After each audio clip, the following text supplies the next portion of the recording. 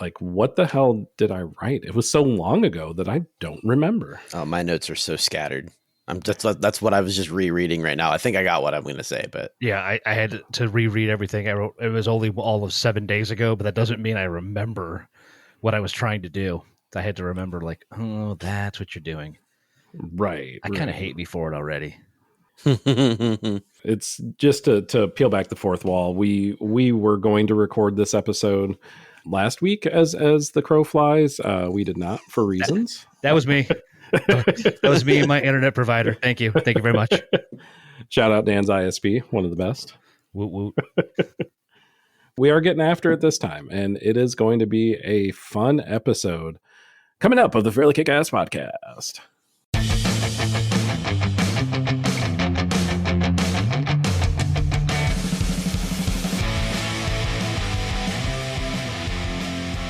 that's the cool trailer. Are we actually doing the episode now? I'm gonna play her. Well, can I follow up a little bit on your very professional intro? Of course. So a little more professional, as it's very, very appropriate. We are recording this particular episode of the Fairly KickAss podcast in the middle of Rocktober. October. Because there's going to be some rock on this list. This list is going to be all rock. All rock. 2 for Tuesday's gone. With the wind.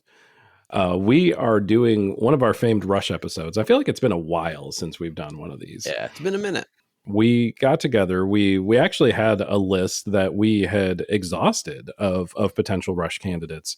So we had to go back to the well, figure out something that would be fun. And we came up with hair metal songs. By the way, and I don't think we don't say this enough, props to you for having the creative juices flowing immediately when we came up with this, because this was all your suggestion, including with some other top ones that we'll be using later on, let me tell you. Yeah, I appreciate that. It's a muse. It truly is. It just hits me like a sack of bricks. And it's like, hair metal. This is my way to get out all of the ridiculous ideas that I have floating around. So thank you guys for entertaining this notion of what is not really the best music, depending on who you ask. Some might say differently, but I had fun with it. I had a lot of fun with this list. It's interesting you mentioned that, because I think the genre gets one of two reactions. It either does get that groan, or it gets that kind of nostalgic fondness, like thing in your back, because it's very much a thing of, it takes a lot of people back to their youth and everything that comes with it. And as I'm pretty sure, as we'll talk about in the containment of these songs, all the things that are literally contained within both youth and rock and roll. So like sex, drugs, and partying, man. Yeah, among other things, really. Yeah, this was a much more broad, and I'll touch on that a little bit as we get into it, but some of the topics were much more broad than I had initially thought about, than I had remembered for some of the tracks that came up in my search. By the way, the whole concept, the Rush concept, akin to a Mount Rushmore, we are looking at the show, so all three of us agreeing on the 4 best, in this case, hair metal songs, full stop. We will present our 4 individual lists in no particular order. We'll discuss, we'll come up with what we feel is the list for the show. And then we'll throw it to you, listeners, to let us know if we hit the mark, if we missed the mark at all, and truly what your list, what your Mount Rushmore of hair metal songs would be. And we will tell you how at the end of the show. Do we have a roster for who's pitching first? We do not. I'm doing that right now, in fact. Let's say, hypothetically, if I were to have done this in the last 2 seconds, that it is going to be Dan leading us off, followed by me, followed by Jay. Sounds good. Oh, so you're going to start with the trash first and then improve from there. I'm not against this idea. It's probably for the best. So I can jump right in if you're ready. Yeah, let's do it.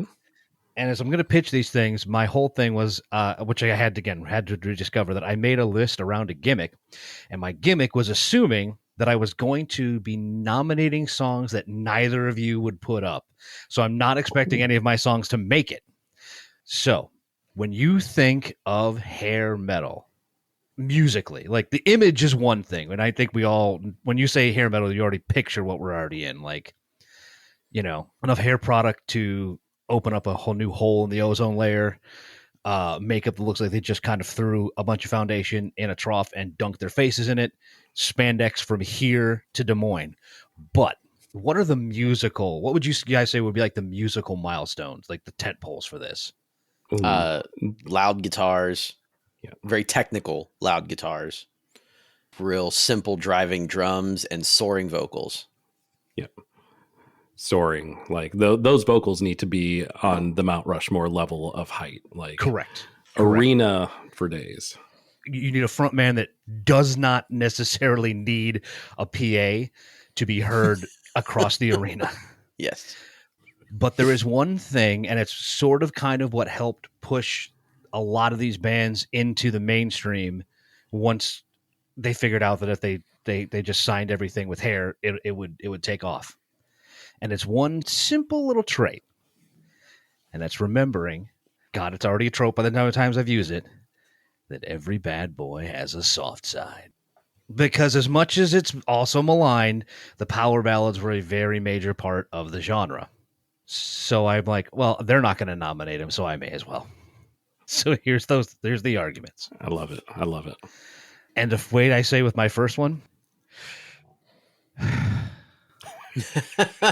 love how everyone knows exactly what song that is from a gasp, from a sigh. Never has so little been recognized by so many. And of course, that first offering is the power ballad slot is Every Rose Has Its Thorn by Poison. Because look, it has everything that a power ballad really is supposed to do. The acoustic guitar and lead vocals that start quiet and emotive, and then drums to come in to widen out the track, and yada, yada, yada. Big time solo, horrible lyrics, terrible metaphors that don't really connect with love. Fiend. Seriously, the lyrics don't make sense. The central theme of the song crumbles 2 lines into the chorus, but that's really not why we're listening to this song or the genre overall, is it?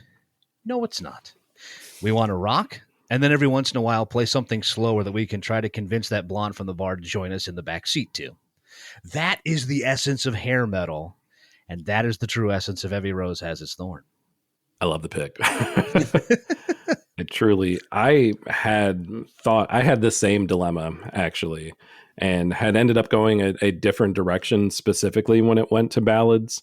But I was really curious how both of y'all were going to feel about it. So I'm not at all opposed to the entrance of some number of ballads on this list, despite the fact that I chose 0 for my list. So there's going to be some discussions here at the end, and I'm not mad at it. Yeah. Oh, yeah. We're definitely going to have to talk about it. And I have, my list. I'm not going to get ahead of myself here. Let's just say there's some discussion that's going to have to be had about power ballads. However, I do love the pick. I think it's an absolutely iconic song that fits into this category, this genre. Weirdly enough, wasn't even my top pick for Poison, though. So also, like, totally could see it. Like, as you mentioned, I'm like, yeah, there's like 2 or 3 songs that were arguably better songs from that band, which is weird to say because, again, a lot of times, and we'll see if this comes up. It probably won't come up in our picks because I think the purpose of picking the way we are is to find the unique ones.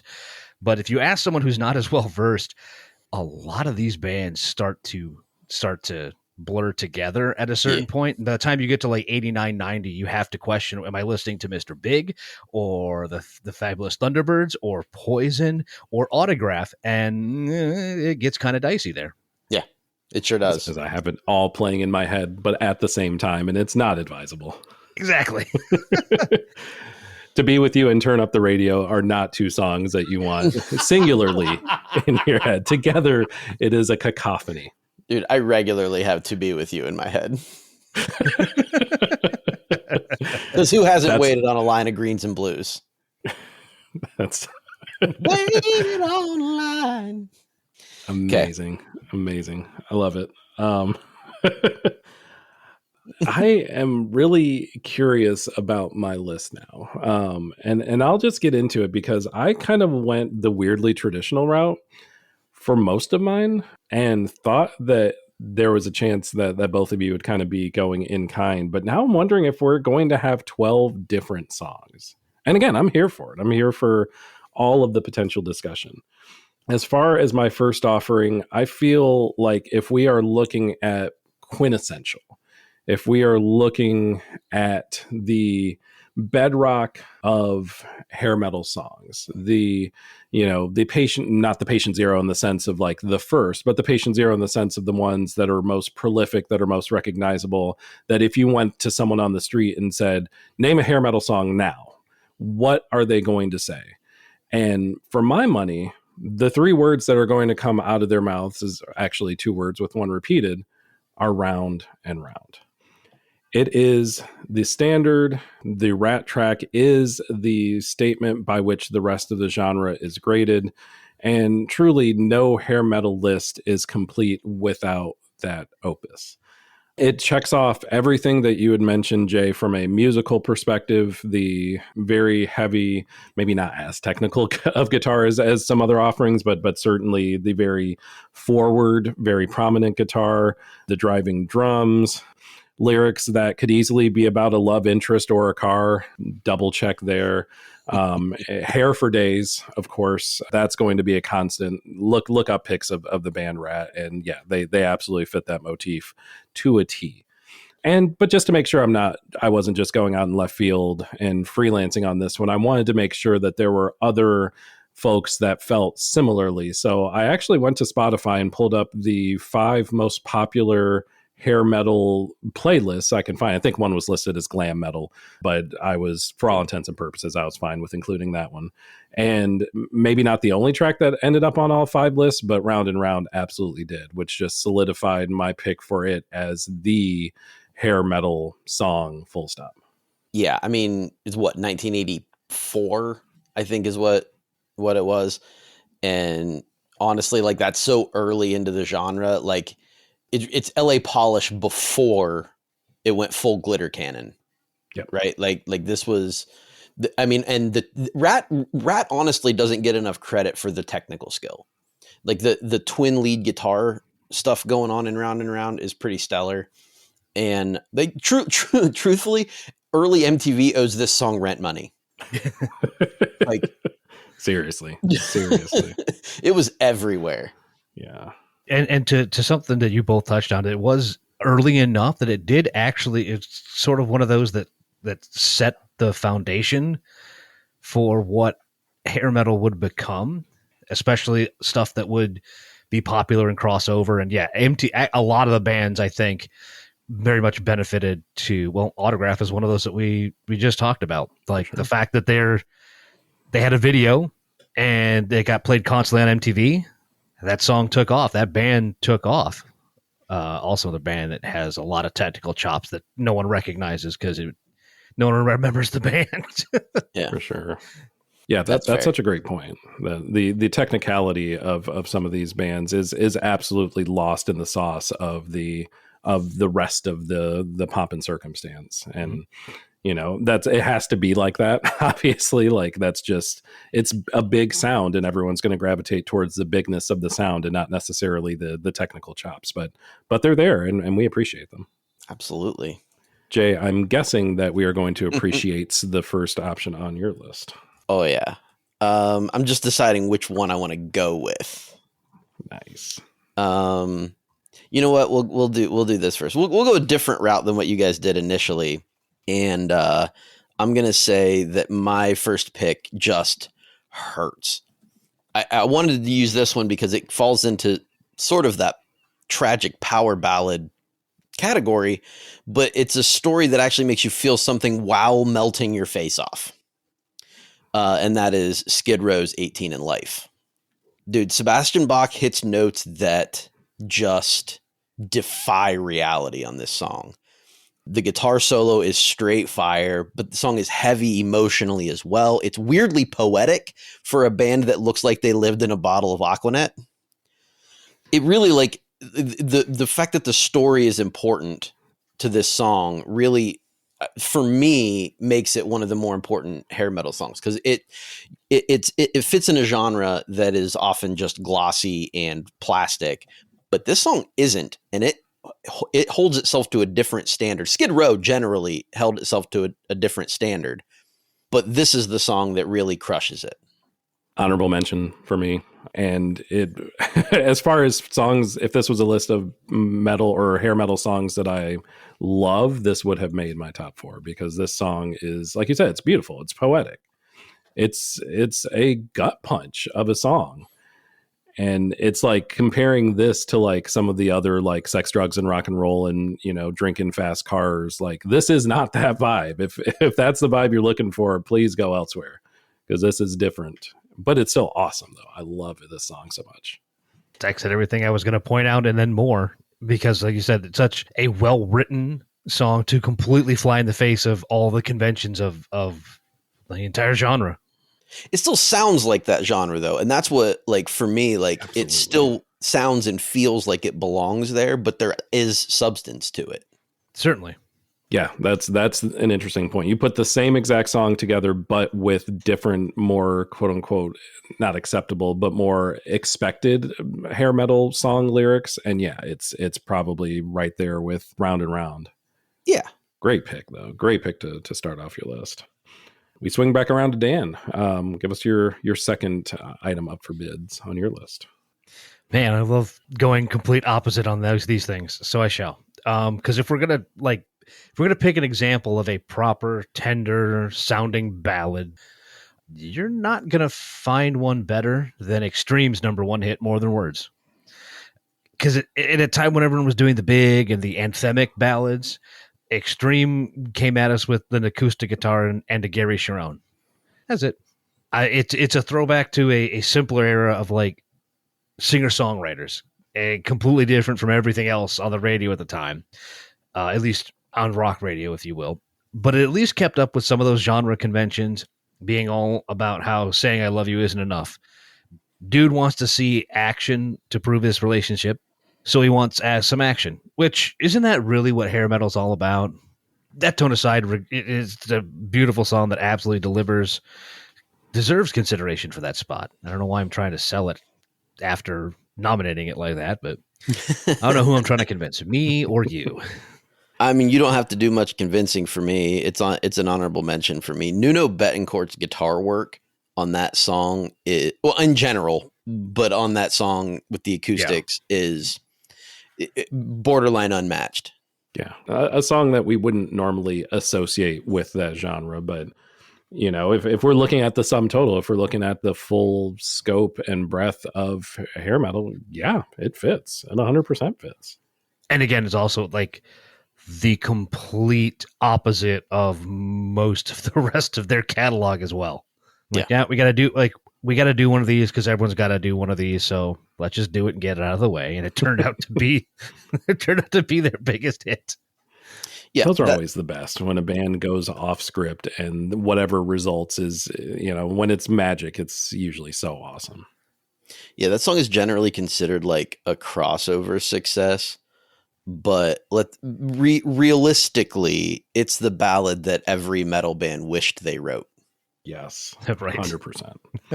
Well, I don't know my second pick's band well enough to know if they did have a ballad. If they did, it wasn't More Than Words. I can guarantee that. But my second pick, not a ballad whatsoever. I feel like it's another one of those quintessential choices, and probably the second song that would come up if you asked someone on the street what their name a hair metal song. This is probably number 2 on the list. What's interesting about this song is that it is a cover from a song from 1973, which was not at all hair metal adjacent, but was made very hairy, for lack of better terms, 10 years later in 1983. The original sounded more like maybe a Thin Lizzy song as opposed to a dyed-in-the-wool hair metal track. But to their credit, English rock outfit Slade did very well, and it was an enjoyable track. Not at all something that would make this list, but it sounded great. But it needed a little bit more pizzazz, a little bit more flamboyance, at least if you ask Quiet Riot what it needed. And they provided that on Come On Feel the Noise, sophomorically spelled CUM for ultimate hair metal effect. Just like Round and Round, it checks all the boxes. It backs up the red sports car and then drives over all the boxes as destructively as possible. not quite as much of a standard as Round and Round in my eyes, but I feel like, again, it's number 2 on that list. Again, not saying the best song on this list. I would probably put it closer to the bottom overall, but certainly in terms of what makes a hair metal song, this would score high, and did score high on my list. As a quick aside, if you see an Oasis cover of this song anywhere lurking out in the wild, just walk away from it. It sounds like Oasis covered "Come On, Feel the Noise," and it's every bit as bad as you could possibly imagine. But the Quiet Riot version, good. Objectively, maybe not so much. Subjectively, very much so. Yeah, this one didn't make my honorable mentions either. I don't really know why, because you're right. It is like one of the first things that comes to mind. I am personally averse to it. Fair, totally fair. I almost said something during your last pitch, and I wanted to see if anyone was going to bring it up, because you mentioned Round and Round is one of the first things, and we talked about kind of setting the standard. But I want to say, Come On, Feel the Noise was even earlier than Rat. And many would consider that to be like the first big hair metal song that made waves, and again also helped set the standard for what you had to do as a hair metal band. I thought it was really interesting to see that came in both. So you got 2 foundational tracks so far on the board. Yeah, it was, I want to say 83 for Come On Feel the Noise, so just a year before, but certainly one of the pioneers of that genre that wholly did not exist really, at least not in the stratospheric heights that it did, as we went later into the 80s. Yeah. Interesting to see how the foundational tracks are going to hold up, because I've already have my doubts compared to what you both have brought to the table so far. This is going to be a fun discussion. I'm excited for it. And Jay, I know you've got 3 more in your hopper, so hit us with your second of 4. I'll add to this conversation too, because my next song is, there's 2 different versions of this one as well, though done by the same act. The first one actually coming first in our chronological order so far, because it was released in 1982. But we're going to talk about the 1987 version of Whitesnake's Here I Go Again, not the 1982 version, because this was sort of a reinvention for David Coverdale and Whitesnake. This is that song that, like, you hear a joke, right? You could say, hey, a song walks into a bar and immediately steals your girlfriend. That's this song. This is the one that walked into the bar and immediately stole your girlfriend. It's like the intro is just, you hear it and you just know what's about to come. They reinvented themselves. It's huge. It's glossy. It made them MTV royalty.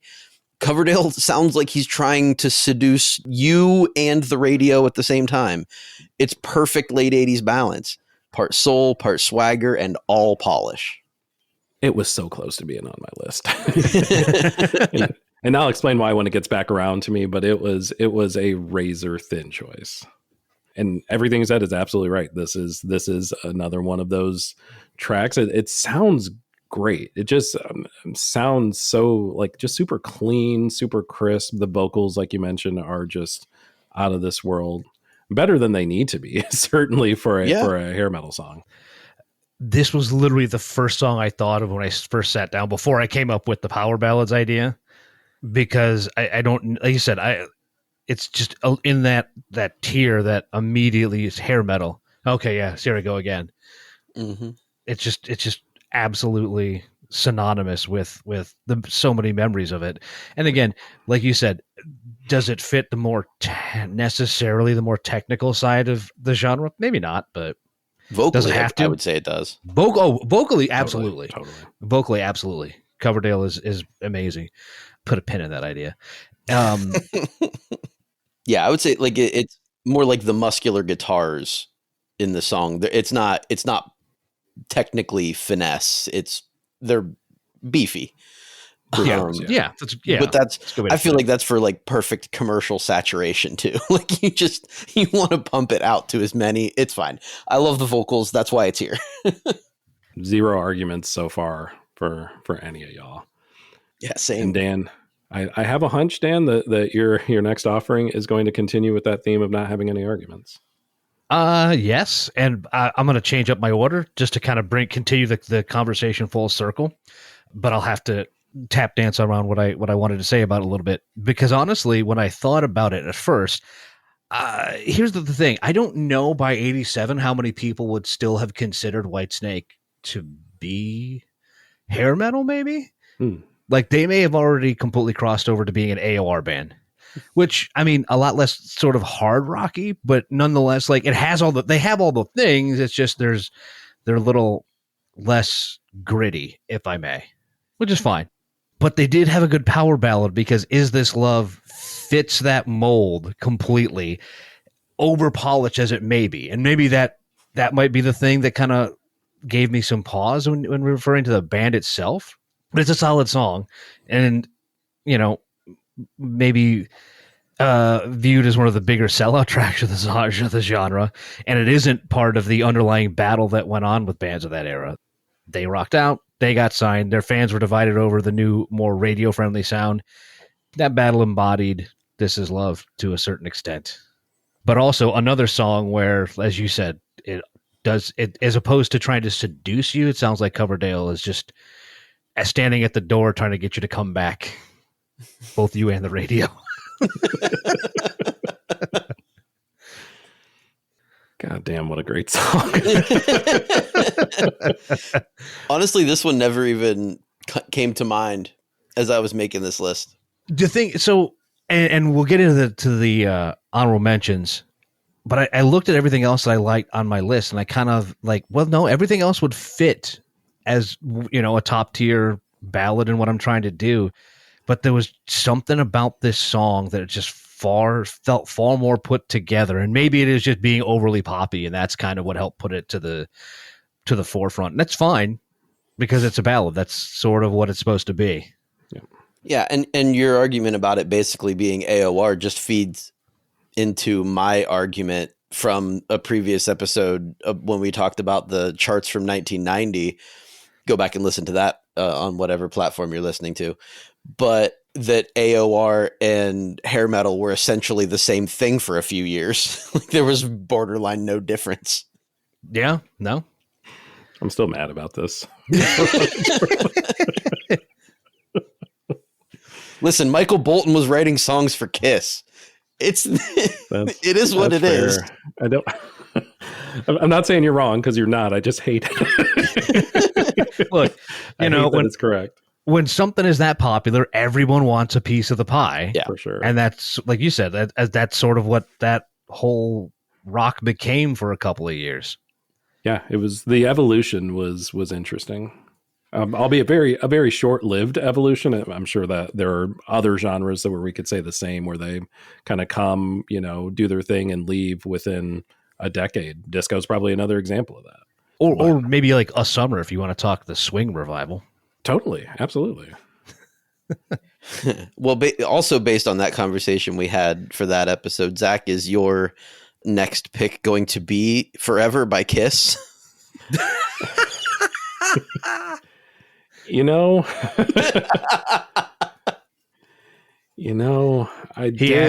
He asked because he knows there's no way you can make another night a hair metal song. I did honestly think of trying to get a Kiss song in here, if for nothing else, to commemorate the passing of Ace Frehley here over the last just a few days ago. But no, I did not have a Kiss jam in my list or in my honorable mentions. Fair enough. What I did have was a song that I feel is perfect for my version of this list.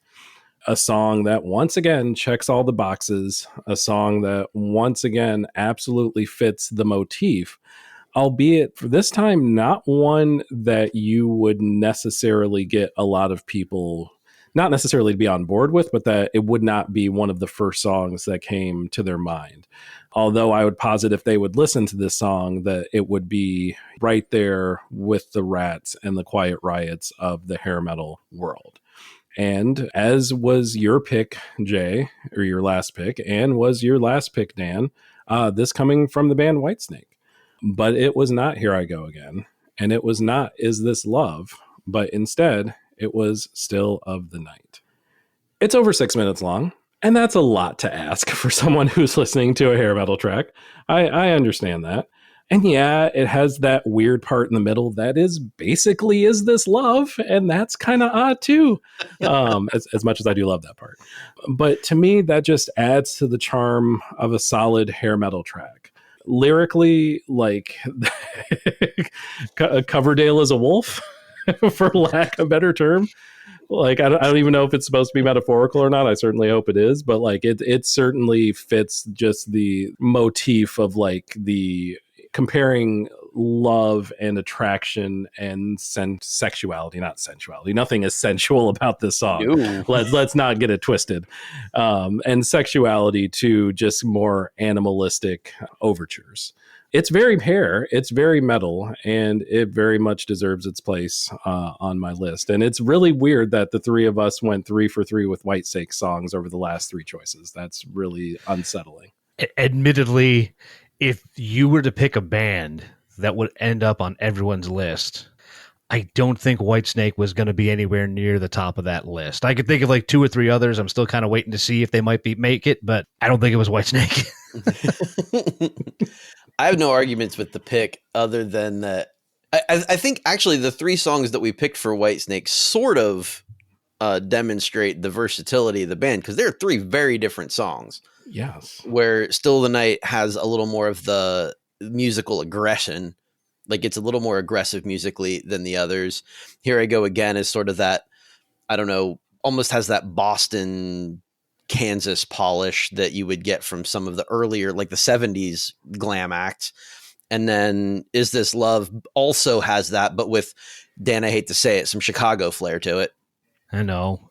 Admittedly, those 3 bands, like, no, but legit, like when you're comparing those, like those 3 bands are the perfect level of, you know, if you liked this 10 years ago, listen to these guys, because you can draw all the parallels to them. Yeah. And then you put David Coverdale's voice on those tracks, and it, you know, I think that's where, like, you don't get the Peter Cetera for Is This Love. It's David Coverdale. So, like, if David Coverdale had fronted Chicago, I would not have said a bad word about even their bad ballads in the mid 80s. Right. You might have said a word or two. Some of those songs are bad, but as much as I adore them, some of those songs are dog shit. Like I was going to say, like that dumpster fire they put out in 1990. Yeah.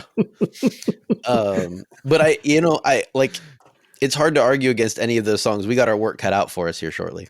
God, we're not even through the full 3 yet, Jay. So hit us with your third. You know what? I'll see if I can round out some of those artists that Dan was looking for here, waiting to see if they come up.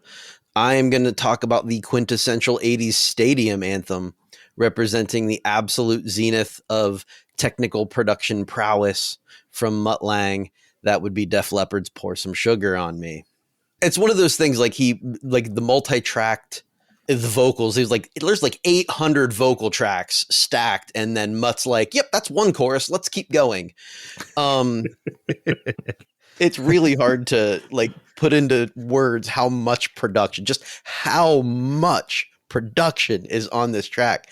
Like, it famously has some of the most layers of any recorded song ever. But it hits. It's production perfection. And if that concept had a mascot, it would have to be this song. 100%. Like, you legit have to respect a producer that comes into something and going, okay, I want you to take that, turn it all the way up as far as you can on the machine, right? Until you think you can't do it anymore, right? And then double track it. Right. Right, exactly. But it's honestly, it's a lot. The thing that you said right there is perfect. And it also is another aspect of the whole hair metal. It's like the stadium rocker, the anthemic jam, the wall of sound that comes at you and hearing this song, and I don't think anybody found that formula better than they did with Lang. No, and it's not about any like like a lot of the stuff that we've talked about so far on these lists with Nuno Betancourt and like all the real technical guitar work. There's no technical precision on this. It is rhythmic precision, and it is sort of this pop metal sonic architecture thing that made this song as iconic. It's when you think, for me personally, this is the first song that I thought of when we talked about hair metal. It's this song. I think for me, I have to separate my own feelings about this song from whether it belongs on this list, because it absolutely belongs, in a vacuum. But just looking at the track list from the album that this had originated on, 1987's Hysteria, this is probably my 6th favorite song on that album. That's also accurate. My 2nd favorite song on the single behind Two Steps Behind, which is another great ballad jam. Yeah, I completely forgot about that one. Yeah, it's so good. But I definitely went back and forth about Def Leppard being a hair metal band, and I landed on no for the purposes of my list. But again, I wasn't at all like locked into that sentiment. I don't know how you could classify them as anything else. I don't know what else you'd put them. I mean, again, AOR, but that's those things are synonymous at this point. But to lay out, oh man, now I'm here playing Two Steps Behind, and a great ballad, the biggest pile of Red Stilton I think ever to come out of the '80s. Though I don't know if that's necessarily a problem for what we're trying to do, though. No, I might give it more points. It's it's so good. I'm retroactively putting that on my honorable mentions. There you go. We all have one more thing to input here, and so far you are correct. We have 9 different songs. I think we're going 12 for 12. I think we are. Because I guarantee you this is 10 is going to be unique, and I guarantee you that there is no way that Jay sat down and realized he was going to be the perfect T for half of my list. Nice. Because when we did that re-rank of 1990, I do remember you had some not nice things to say about the last track that I was going to nominate. And I put it on my list and then remembered you were not a fan. So this one won't get through. But here's the thing. I figured I should try to put maybe one actual love song on this crop of power ballads for a spot on the mountain, which was a little harder to find than you initially think.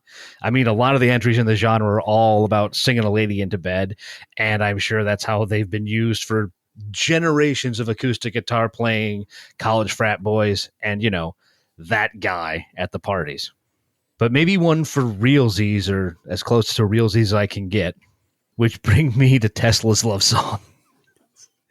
Which starts with that insane intro, okay, which aces, and just carries on with its message that the protagonist will be there for his object of affection, even after she had just had her heart broken by someone else. It's a classic mode of songwriting, which admittedly can go horribly, horribly wrong. See Mendez, Sean. But it's really well done here, and unlike the previous entries, doesn't really give off the skeezy vibes that can come with the power ballad. Doesn't have as much baggage to go with it.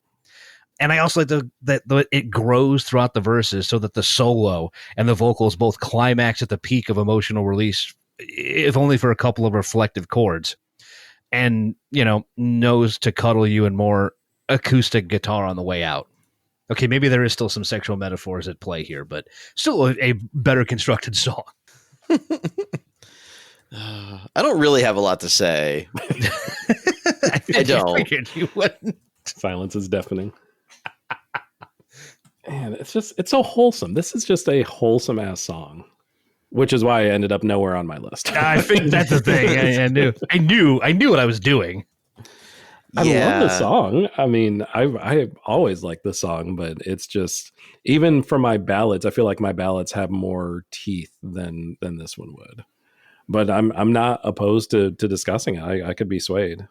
No, because the only thing I had to back it up is that intro, bro, and the solo. That's all I got. The intro was pretty banging. Yeah, all true. And it's just syrupy. Yeah, and We're all in agreement with, with that for 98% You nominated of a the song list. literally called Pour Some Sugar Yeah, on I Me. did. I did, like moments ago. And I would, yeah. I don't, here's Diabetes the on thing. Vinyl is this. Come on. Yeah, I don't, seriously. I don't hate that song as much as you seem to think I do. I didn't have it at the bottom of my list for 1990. Well, you fooled me a couple weeks ago. That's all I'm saying. Yeah, it was middle of the pack for me then. I had to look up just to be on the safe side, so I wasn't wrong because opinions change from day to day, let alone week to week. I know. But, I know. yeah, no, I had that up in the middle somewhere. I don't really have a problem with it. It's pure syrup. You guys are fine. I already crossed it off the list I'm making, so it's good. We're good. We don't have to bring it back up. I promise. Well, I think I am going to trying to think of how I want to phrase this. Like every song that we've talked about so far today on all of our lists have had some things in common. They've had, some things that were a little bit different from one song to the next. But there are a few things that have been pretty much the standards for all of these, whether they're ballads, whether they're faster paced songs, whatever the case is. One of those is the look. The look is not negotiable, and that look has persisted across all of our bands so far, and will absolutely persist for my fourth pick. A specific lyric quality or lack thereof, although I would say 18 in Life definitely broke the mold a little bit for lyric quality compared to the rest of the songs. But, there certainly was a little bit of a commonality there. But most importantly, all of these songs were recorded and released sometime in the Tesla's case, very, very close to the 1980s. My fourth song was a little bit later than that. It was released in 2003. But just like many Greta Van Fleet songs sound like they could have been right at home on a Led Zeppelin album, The Darkness is a sound both 20 years too late and absolutely timeless all at once, which is why I believe In a Thing Called Love was the fourth item on my hair metal list. Because if you take the year out of effect and plunk this song down in 1986, then it probably ends up on both of your lists as well. The vocals, the guitars, the technicality, the lyrics, the vocals. It sounds very much at home with the White Snakes and the Def Leopards and the Rats of the time. And I feel that the year itself should not be a disqualifying factor to having it on the list. No, you pick that band up and put them 20 years earlier, and they are the top of the group. Like, no question there. Yeah. But I think one of the things that also helps put them over the top as a band and actually fits here, and there's something that we may not have made it as like a trait of the genre too, is like that is not a band that took themselves seriously in the process at all. And I think a lot of the hair metal band can also say that, like, hey, look, we're playing music, man. Have fun with us with it, but that's what we're doing. Like it, don't like it. We're just playing music, man. I mean, you can hear it in Justin Hawkins' voice. Like he's just there having a good time. This could be karaoke for all he's concerned, and he'd be fucking over the moon. Yeah. I mean, he takes himself pretty seriously as for technical things. I happen to follow him on social media because he's a good follow. But yeah, the music itself doesn't really seem to take itself too seriously, which is awesome. And definitely fits in the genre. Don't know why I didn't think about that. Yeah, I feel like we just kind of have. I think you gotta get the blinders on. You're like hair metal, like okay, yeah. So it's the late '80s, and again, all the visual things that we talked about, which The Darkness totally embodied. Still, yeah, that was my kind of curveball pick. But the more we talk about it, the more I'm starting to vibe with it even more as a possibility. So. Yeah, I had what I thought I was going to vote for, and now I'm questioning that. But we'll come back to that here in a moment. Indeed. Shelve that because you still got one more to add to the pile. I do, and I know that I don't know if you've been clocking it because I didn't announce it beforehand. But as I've gone through my top four here, or my four picks, not top four, each entry has gotten successively sloppier. Starting with 18 in Life, then going with Here I Go Again, then Pour Some Sugar on Me. And my fourth entry is going to hold an unparalleled position for its sheer iconic presence as I'm going to use that word quintessential again, even though it's come up a lot. The quintessential cultural battle cry of the era. Its video was a pivotal element of its mainstream breakthrough on MTV, and it sort of established itself as the visual narrative of rebellion that the genre often employed. And that's Twisted Sister, and we're not going to take it. 1984. Decades later, it is pretty much seen as the universal protest anthem. That status remains. It's been adopted by a whole lot of groups, even international conflicts. The production prioritized raw, aggressive arena rock impact. There's no digital sheen here. The technical achievement is in the architectural genius of the chorus, with the aggressive delivery, massive unison gang vocals, all of those, the collective energy of the group, and all of that became sort of a hallmark of the genre following that moment. Not a lot of technical prowess on the song, but the sheer energy of it and the volatile, like, follow through, I guess. Absolutely no arguments here. And it goes back to that foundational thing that we were talking about. Because it is hard to believe that's a 1984 track. Right. And everybody was trying to do their own version after that to embody the meaning of rock and roll. And they were able to do it in a tight 3.5 minute package. We've talked about other vocalists as we went through this list, and some that were good, some that were great, but I don't think we talk about, Dee Snider in the confines of best hair metal vocals. I think we talk about him just in terms of just vocalist in rock music, full stop. And I think that we put him, fairly highly on that list. Yeah, I mean, he embodied like a punk rock energy in hair metal that, like, a lot of the other ones were more focused on technical skill and volume, but he had the volume. Yeah, he did. And the eyeliner. So, like, I mean, the recent stuff with him makes me not care if we don't leave it on the list. Not that there's anything terrible. He's not a monster or anything. Just, some comments he's made that don't always end in the way you want them to. Yeah. Some would say product of the time, but I see. Yeah, I don't know what those comments are. I can totally speculate, but yeah, I'm curious how, comments or not, how this would end up shaking out in the full scope of the list. No, not unless we were banning them from the pod. Yeah. and we're not doing that. Right. Yeah. That's its own separate list that is sadly growing. Yeah. But yeah. Oh, boys, we have some discussions to have on this list. Let's real quickly kind of run down everything because I know I missed one along the way and I want to make sure I've got it. Okay. Well, Dan, I was writing everything down if it helps. Me too. Yeah, okay, so sweet.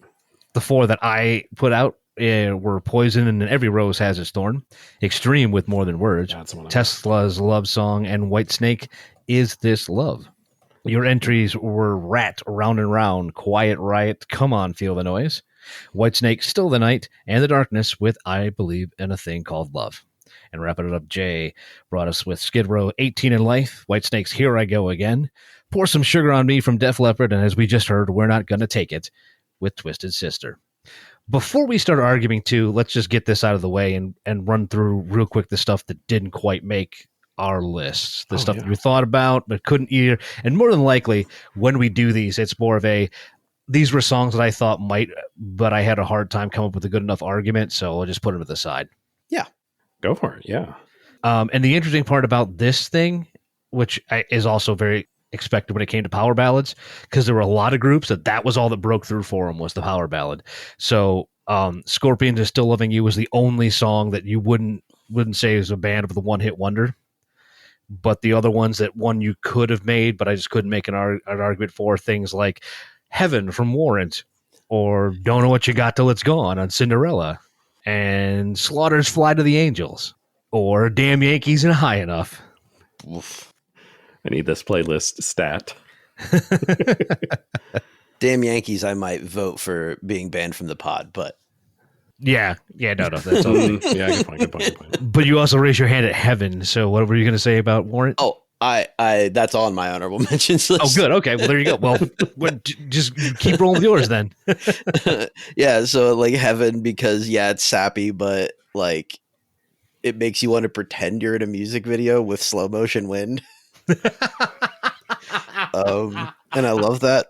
Such a specific vibe. This is what I wrote for it. I said it's the last great slow dance before grunge showed up and turned off the lights. Ooh, I like that. And then let's see, as I said, like Rat, Extreme, had all those on there. I also threw Motley Crue's Dr. Feelgood on the list. And there's one of the groups that I was expecting to hear. And I was torn between Dr. Feelgood and Home Sweet Home because, like, for me, those two, I would argue that Home Sweet Home is a better song, but Dr. Feelgood's more the genre.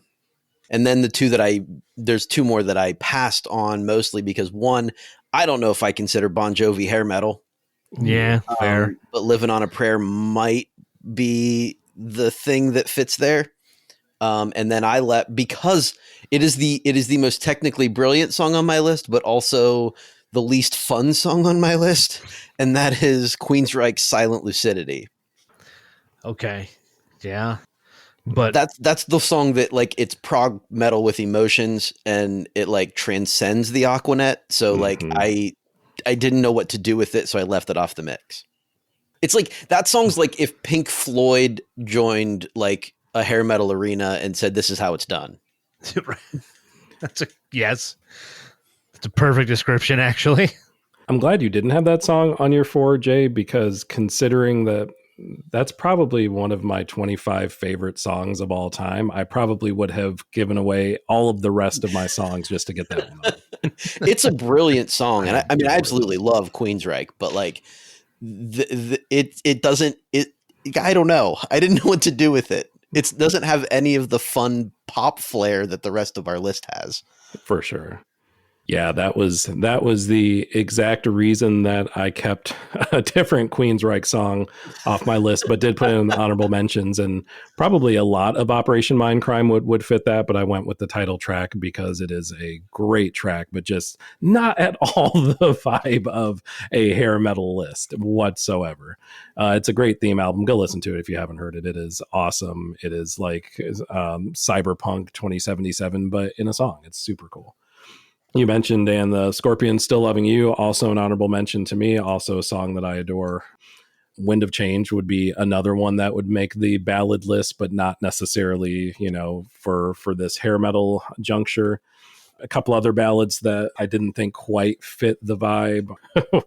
Headed for a Heartbreak by Winger, because Stewart needs some love too, god damn it. Stewart forever. And also Nobody's Fool by Cinderella, because that song just absolutely slaps. Yeah. And then I did put Motley Crue in just a side note of all of their songs, because I was also waiting for one of you to kind of come with the Motley Crue, but none of us did. So I feel like they're probably, if we did a list of hair metal bands and not hair metal songs, they're probably number one on that list. Yeah, between them and Poison, maybe, but For sure. That's. I think it is noteworthy that we all thought of them as one of the quintessential hair metal bands, but none of their songs made our list. That is wild to me. Yeah, very cool. Yes. Well, we went through our 4, and as expected, we have 12 unique songs to go through. So where do we want to start on this? We can knock Love Song off and just not have to go. We can take that off down to 11 now. 11 songs on the list. Done and done.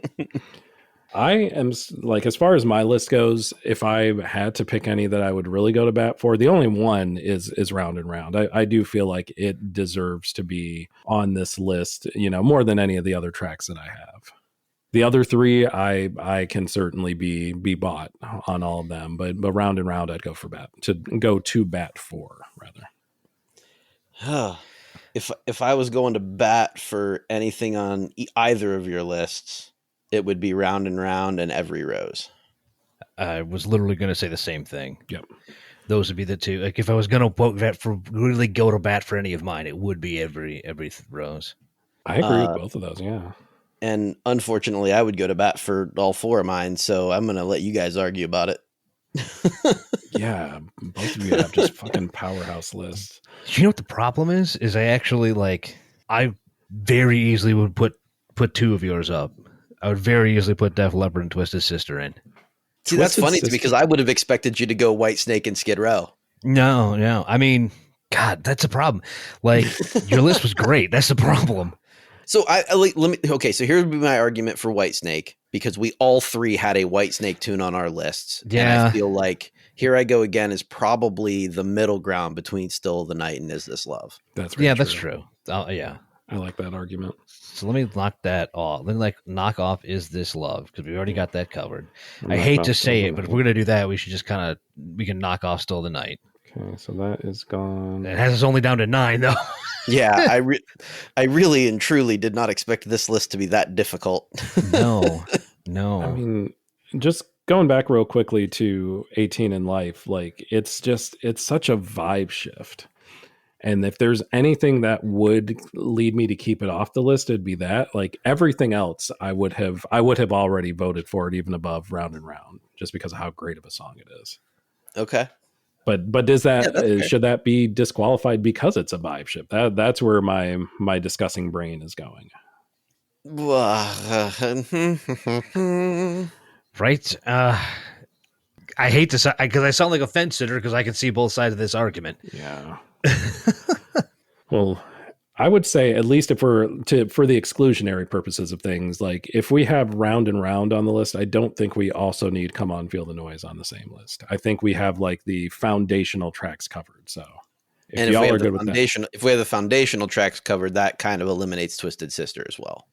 If we're using that argument, which I'm okay with, I'm just trying to come up with a reason to eliminate things. Yeah. I do like the idea of having at least one ballad as well, because ballads, there are so many of them. And I think that's what I'm starting to realize after seeing my honorable mentions and your entire list, Dan, of like, that is part of the deal. And I feel like excluding that is kind of excluding an important part of the genre as a whole. If we're going for ballad and technical, it's gotta be Extreme. If we're going for ballad and like iconic member of the genre, it's gotta be Poison. Oh, Poison that by that measure. That's the problem. As I like it, my vote would also be Poison in that regard. I feel like we have to go iconic. Yeah, and then that brings me down to Extreme. That brings me down to I would argue that there's only 2 songs left on this list, and that is Pour Some Sugar on Me and The Darkness. we got it down to those 2 songs. Yeah. Picking one of those 2 songs. Man, again, I'm of 2 minds because again, like I don't think you're gonna find anything another more iconic song of the era than Pour Some Sugar on Me. Sure. But I really like the way you came out of the looking at this one from outside the box and not restricting yourself to the time frame. And maybe that does give it a point because it is just, it's kind of that curve. I feel like all of our rushes have at least like one of those curveballs on it. Yeah. Yeah, I don't hate the curveball. Like I think of all the curveballs you could have thrown, that's easily the best one that was there. And I don't hate that at all. I do think, it's hard to say, you're talking about the Mount Rushmore of a genre and then have something that far afield timeline wise. That's a little hard, but I'm certainly not opposed to it. No, that's the thing. That's true. That's true. Yeah, I'm not, like you said, Pour Some Sugar on Me is absolutely iconic. It is a song that would be on the minds of people that you ask the question of what is a hair metal song, and I don't think that folks would answer I believe in a thing called love if they were being asked that question. So if we're going by that measure, then yeah, Pour Some Sugar on Me would certainly win that competition. Yeah. And I'm okay with that because it is definitely a song deserving of being on the Mount Rushmore. Okay. I think we have 4. I think we do too. I think our Mount Rushmore of hair metal songs up on the mountain are Rat, Round and Round, Whitesnake, Here I Go Again, Def Leppard, Pour Some Sugar on Me, and poisons. Every rose has its thorn. But if we can do a small sculpture kind of off to the side and down near the observation platform, it will belong to the darkness, as I believe in a thing called love. Like maybe we get its own little side in the visitor center. That's fair. That's there you go. It would do gangbusters in the gift shop, dude. Oh my God. They would sell so much merch. That's a hell of that is a good solid list of hair metal tracks. Like if you handed these 4 songs to someone and said, this is hair metal, then I think you're representing that genre incredibly well. Agreed. But would also be more than happy to hand you a list for further reading. Yes. As evidenced by the fact, this is the first time I don't think we've ever had, like, where we've never, let me try that again. Those weren't words. This is the first time in the history of doing this that we've had 0 overlap outside of the honorable mentions. I think you are correct. Yeah. Who knew that this was going to be the biggest struggle list? Yeah, I thought for sure that there would be more overlap on this list than any other list that we did, not less. Yeah. That is incredible. Well, listeners, how do you feel about this list? If we handed you these 4 songs, would you think this was representative of hair metal as a genre? Or would you add different songs that we talked about or songs that we did not even mention? Perhaps bands or artists that we didn't even mention. Let us know what you think, because the Rushes, I feel like we want feedback on everything, but I think the Rushes more so than others kind of lend to that because they're only 4 songs, like there's so much room for discussion and like take that out, put this in, and we'd love to hear what you think about it. So get your torches and pitchforks ready and head on over to the social media outlet of your choice and search up at Philly KickAss on either Blue Sky, Threads, Instagram, or TikTok and light us up, because I assume we're going to be mauled by Motley Crue fans. For sure. For having only mentioned them once. Guns N' Roses fans might come at, but then there's also, I feel like a lot of them just deny that they're not even hair metal. They're rock in a whole different era, but that's the case. So those are the place to get at us. Or if you want to do it the old fashioned way and just send an email to fairlykickass@gmail.com, we will also take your anger there. And we will respond in kind. No, we will respond, but not in kind with anger. We will be kind. I mean, it depends on what you're going to try to tell us we were wrong about. Yeah, because we aren't at all. This is the correct list, but we'll tell you that, gently. We'll let you down gently. Apparently, we've determined the only wrong answer is Tesla. Apparently. I think we put a bow on this one. Yeah, I think enough's enough.